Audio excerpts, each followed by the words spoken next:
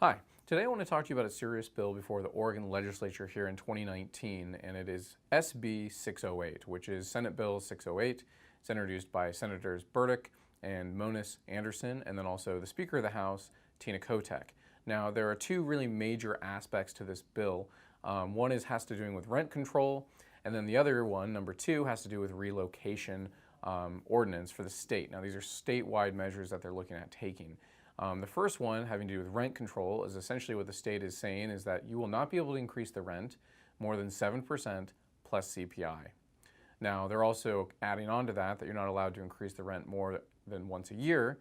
So even if you are permitted to increase the rent beyond, annually, it's capped at 7 plus CPI, which is a major concern because they're not capping the expense side of things.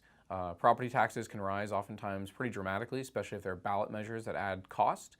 There can also be issues with labor costs going up, whether it's for repairs or renovations. You also have material costs. I mean, there's a lot of things that play into the expense side of owning real estate.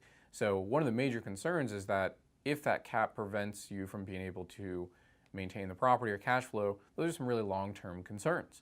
The other aspect that they're discussing is relocation for this whole entire state. There's a statewide rule that they're proposing, which is if the resident is asked to move, you need to pay them 1 month's rent as relocation.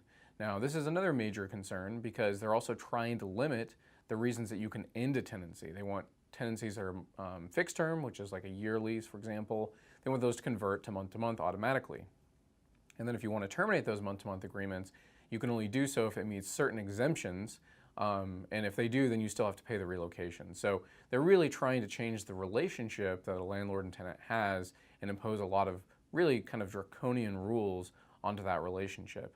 Now, they did carve out some exemptions, which they did this as a political move, which I'm a little bit worried about. The one exemption is if you own 4 units or less, then you're exempt from this rule. So that's going to affect a lot of people who own just one rental property. They're going to be exempt.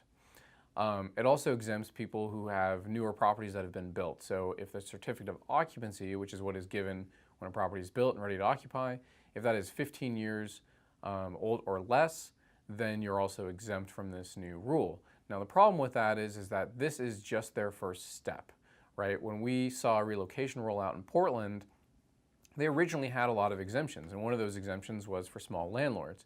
But within a year, they removed that. So there's no reason for us not to believe that this is just the starting point, whether it's the 7%, whether it's the exemption for small landlords, or the exemption for developers.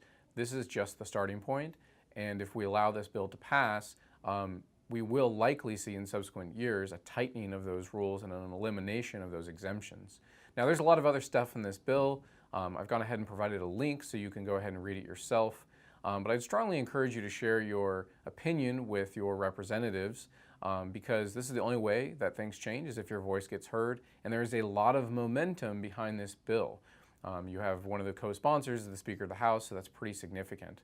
So go ahead and take a look at the bill. If you have any questions, feel free to reach out to us, but also we would love it if you'd go ahead and share your opinion with your representative. We've gone ahead and provided a link to make that super easy. If you have any other information that you want to learn or stay up to date, please go ahead and just tune in and subscribe to our YouTube channel because we're going to roll stuff out on a regular basis. And thanks for watching.